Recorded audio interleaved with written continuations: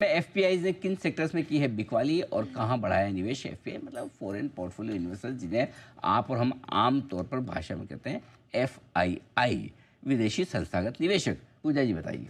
बिल्कुल, ये जुलाई के पहले 15 दिनों के एफपीआई के फिगर्स अभी तक आए हैं और जिसमें जो ट्रेंड नजर आया वो हम आपको बता दें। अभी तक जुलाई के पहले 15 दिनों में ही हमने देखा कि कुल 10,500 करोड़ की बिकवाली हुई है और कुल 9 सेक्टर में ये बिकवाली देखने को मिली है और इसमें सबसे ज्यादा जो सेलिंग हुई है वो हुई है आईटी सेक्टर में। इसके अलावा एफएमसीजी, ऑटो और ड्यूरेबल सेक्टर में भी हमने देखा कि कुछ बिकवाली देखने को मिली है। इंफॉर्मेशन टेक्नोलॉजी में एक इंटरेस्टिंग ट्रेंड ये निकल कर आया कि जून 2025 में जब नतीजे आने वाले थे उसके पहले ही काफी अच्छी खरीदारी हुई है। इनफैक्ट 1166 करोड़ की खरीदारी एफपीआई करके गए थे, लेकिन फिर बाद में जब रिजल्ट सीजन शुरू हुआ और एक एक करके नंबर्स आए हैं तो वहां पर उसके बाद हमने देखा कि करीब करीब 5,470 करोड़ की बिकवाली एफपीआई करके गए। रीजन ये माना जा रहा है कि आईटी कंपनियों की लो ग्रोथ गाइडेंस देखने को मिली है इस बार, जिससे कि वैल्यूएशंस जस्टिफाई नहीं हुए। इसके बाद हमने देखा कि एक के बाद एक जब रिजल्ट आना शुरू हुए तो एफपीआई की सेलिंग भी यहाँ पर दिखनी शुरू हुई है। कंज्यूमर ड्यूरेबल्स में भी बड़ी बिकवाली आई है, ऑटो, हेल्थ केयर, इन सब में भी हमने देखा कि थोड़ी सेलिंग बढ़ा है। एक एफएमसीजी एक ऐसा स्टॉक था जहां पर की बिकवाली कम हुई। जून 2025 में करीब 3,985 करोड़ की बिकवाली हुई थी, लेकिन पिछले 15 दिनों में इतना बड़ा कुछ सेलिंग फिगर यहाँ पर देखने को नहीं मिला। लेकिन ऐसा नहीं है कि एफपीआई सिर्फ बेचकर ही गए हैं, कुछ कुछ सेक्टर्स उनको अच्छे भी नजर आ रहे हैं। इसमें सबसे ज्यादा जो खरीदारी हुई है, इन्फ्लो आया है, वो सर्विस सेक्टर में आया है। अगर जून 2025 पिछले महीने की बात करेंगे तो केवल 340 करोड़ की खरीदारी हुई थी यहाँ पर, लेकिन वो बढ़ के पिछले 15 दिनों में ही एफपीआई ने करीब 2,773 करोड़ की खरीदारी वो यहाँ पर करके गए। उसके बाद दूसरा जो सेक्टर था वो था मेटल्स एंड माइनिंग। ये अच्छा लग रहा है इनको, पिछले महीने बिकवाली हुई थी यहाँ पर, लेकिन इस महीने अच्छी खरीदारी इधर भी देखने को मिल रही है।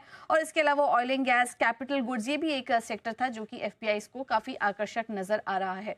तो ऐसे में हमने देखा कि आईटी, ऑटो, कंज्यूमर ड्यूरेबल्स जहां पर कि थोड़ा रुझान कम दिखा, वहीं दूसरी तरफ हमने देखा कि services, capital goods, oil and gas, ये जो तमाम स्पेस थे ये एफपीआई को इस बार पसंद आए। ऑलराइट, देखिए, आज की गिरावट ऑफकोर्स भारतीय बाज़ारों के लिए नेगेटिव गिरावट रही है, लेकिन फिर भी एक तरीके से आप देखोगे तो कल तो भारतीय मार्केट में नीचे की तरफ ब्रेक डाउन आता हुआ दिखाई दे रहा था।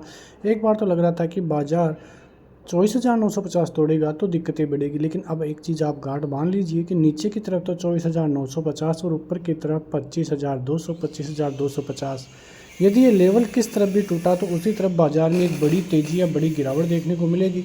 जैसा कि आपको पता है कि कल इन्फोसिस के नतीजे आएंगे और वो नतीजे ही सारा कुछ क्लियर करते हुए नजर आएंगे कि क्या कुछ भारतीय बाज़ारों में Q1 के नतीजों के हिसाब से रहता हुआ नजर आएगा।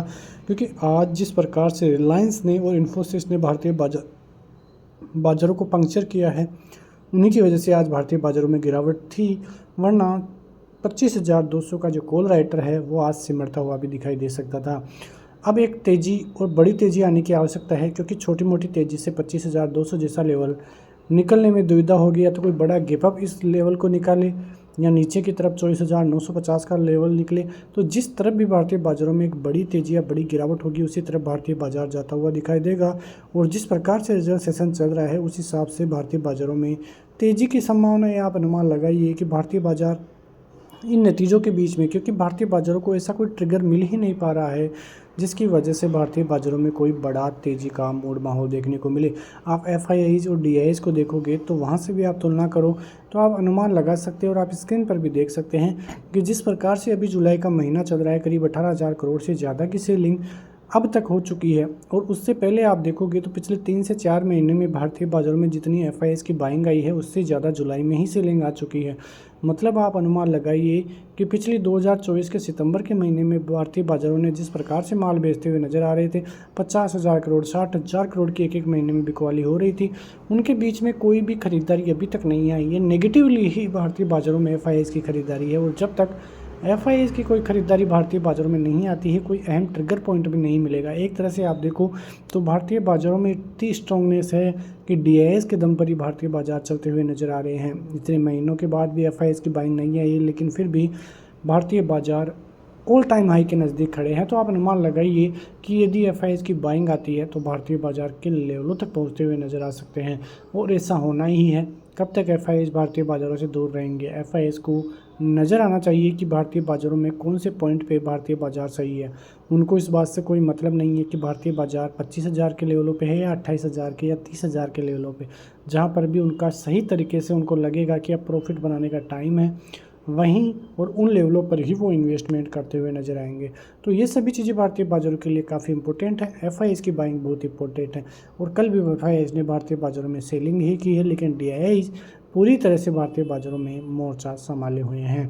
रिजल्ट सेशन की बात करें तो कल M&M finance, KEI industries, 197 communication, Indian Railways financial यानी कि IRFC, डालमिया भारत जैसे कई नतीजे आते हुए दिखाई देंगे। पेटीएम के भी नतीजे आते हुए दिखाई देंगे, लेकिन उससे पहले आज पेटीएम में बहुत ज़बरदस्त तेज़ी का मूड माहौल भी देखने को मिला है। तो ये सभी जो Q1 के रिजल्ट है वो भारतीय बाज़ारों पर इम्पैक्ट डालते हुए नज़र आएंगे। उसके अलावा कई चीज़ें आनी हैं, उनमें जो एग्जिस्टिंग होम सेल्स के अमेरिकी बाज़ारों के आंकड़े हैं वो आते हुए दिखाई देंगे। वहीं एक बड़ी खबर की ECB इंटरेस्ट रेट का डिसीजन भी आज आता हुआ दिखाई देगा। एक्सपेक्टेड जो है वो 2.15% का है, लेकिन अनुमान जो है वो किस प्रकार से आता है, मतलब एग्जैक्टली किस प्रकार से आता है वो एक अलग चीज़ है। इनिशियल जॉबलेस क्लेम के आंकड़े आते हुए दिखाई देंगे और न्यू होम सेल्स के आंकड़े फिर से 24 जुलाई को आते हुए दिखाई देंगे।